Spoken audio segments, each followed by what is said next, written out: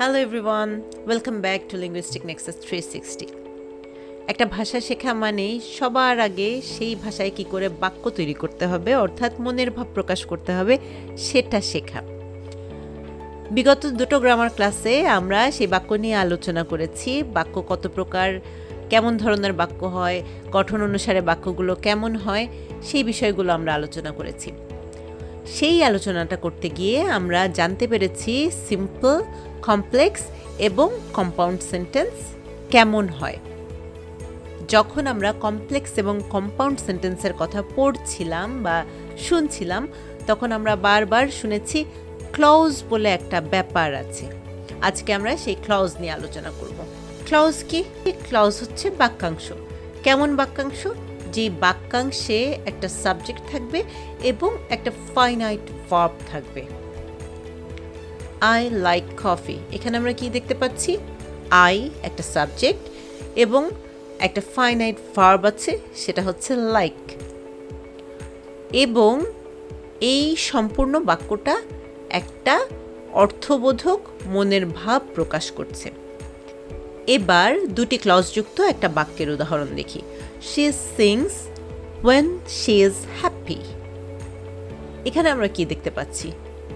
এখানে আমরা প্রথম যে বাক্যাংশ দেখতে পাচ্ছি, সেখানে কি বলা হচ্ছে? She sings, সে গান গায়। কখন গান গায়, কেন গান গায়, সেটা আমরা পরের বাক্যাংশে পাচ্ছি। প্রথম অংশে, প্রথম ক্লজে সাবজেক্ট আছে she, একটা ভার্ব আছে sings। আবার পরের অংশে যদি আমরা যাই, তখন আমরা দেখছি কি? when she is happy, এখানেও আমরা একটি সাবজেক্ট পাচ্ছি she, একটা ভার্ব পাচ্ছি is। এবং আমরা যদি খেয়াল করে দেখি, এই ক্লজটি একটা সাবঅর্ডিনেটিং কনজাংশন দিয়ে শুরু হয়েছে, অর্থাৎ when দিয়ে শুরু হয়েছে। তাহলে আমরা কি দেখতে পেলাম?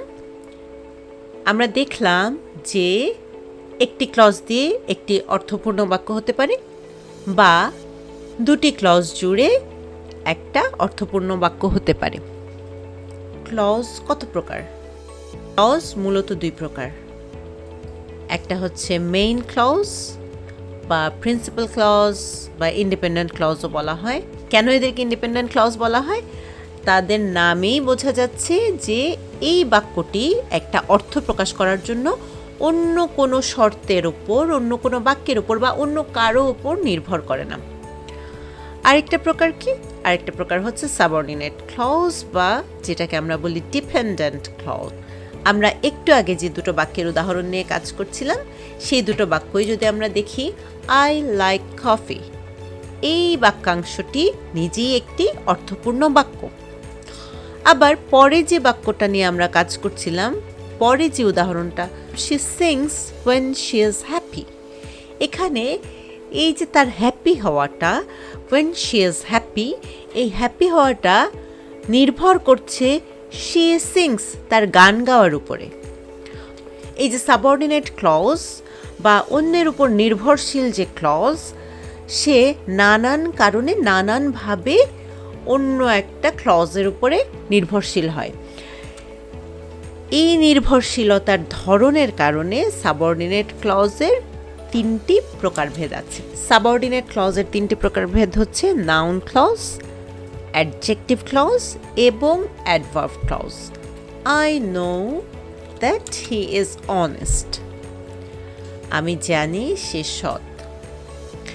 এই যে পরের বাক্যাংশটুকু, দ্যাট হি ইজ অনেস্ট, এই বাক্যাংশটুকু নিজেই একটা অবজেক্ট হিসেবে কাজ করছে। সাবঅর্ডিনেট ক্লজটা যখন নিজেই একটি অবজেক্ট হিসেবে কাজ করবে, তখন আমরা সেটাকে বলবো নাউন ক্লজ।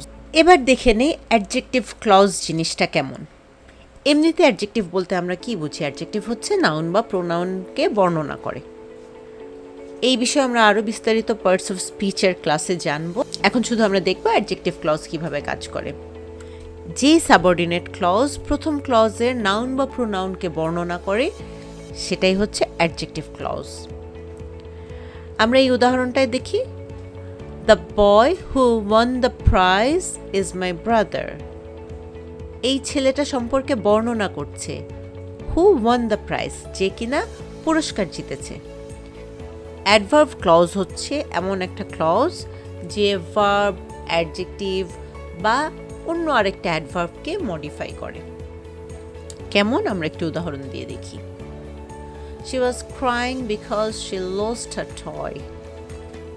এই যে because she lost her toy, এই ক্লজটা কি বোঝাচ্ছে? ওই যে প্রথম ক্লজে যে মেইন ভার্ব ছিল ক্রাইং, কান্না করছে, সেই কান্না করার কারণটাকে সে ব্যাখ্যা করছে।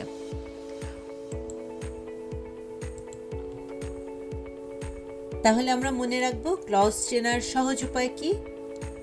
সাবজেক্ট থাকবে, ভার্ব থাকবে, এবং যদি সেটা মেইন ক্লজ হয় তাহলে সে নিজেই একটি অর্থপূর্ণ বাক্য প্রকাশ করবে। আরেকটা জিনিস আমরা মাথায় রাখবো, সেটা হলো সাবঅর্ডিনেট ক্লজ অনেক সময়ই সাবঅর্ডিনেট কনজাংশন দিয়ে শুরু হয়। সেগুলো কি? Because, although, if, when, since, while, unless, that, who, which, whom, whose ইত্যাদি ইত্যাদি। আচ্ছা, এই যে আমরা বলছি ক্লজ মানে বাক্যাংশ, আমরা কিন্তু এটাও জানি যে ফ্রেজ মানেও বাক্যাংশ। তাহলে পার্থক্যটা কি? What's the difference between clause and phrases? একটা বাক্যাংশকে আমরা ক্লজ তখন বলবো যখন তার একটা সাবজেক্ট থাকবে, একটা ফাইনাইট ভার্ব থাকবে এবং সে নিজে একটা অর্থপূর্ণ বাক্য হিসেবে দাঁড়াবে, যদি সেটা মেইন ক্লজ হয়। আর ফ্রেজের ক্ষেত্রে কি হবে? সাবজেক্ট বা ফাইনাইট ভার্ব থাকবে না, একটা অর্থ প্রকাশ করবে কিন্তু সম্পূর্ণ একটা বাক্য হবে না। যেমন ইন আ হারি, আমরা বুঝতে পারছি এখানে তাড়াহুড়ো সম্পর্কে কিছু একটা বলা হচ্ছে, কিন্তু কি বলা হচ্ছে সম্পূর্ণ বাক্যটা আমরা পাচ্ছি না। অথবা আ বিউটিফুল পেইন্টিং, আমরা বুঝতে পারছি চমৎকার একটি পেইন্টিং এর কথা বলা হচ্ছে, কিন্তু সেই পেইন্টিংটা সম্পর্কে আসলে কি বলা হচ্ছে বা কি প্রকাশ করতে চাওয়া হচ্ছে সেটা আমরা একেবারেই বুঝতে পারছি না। So this is the difference between clause and phrases. আশা করি আমরা খুব সংক্ষেপে জানলাম ক্লজ কি এবং এর প্রকারভেদগুলো কি কি। অল্প কিছু উদাহরণ আমরা দেখে নিয়েছি।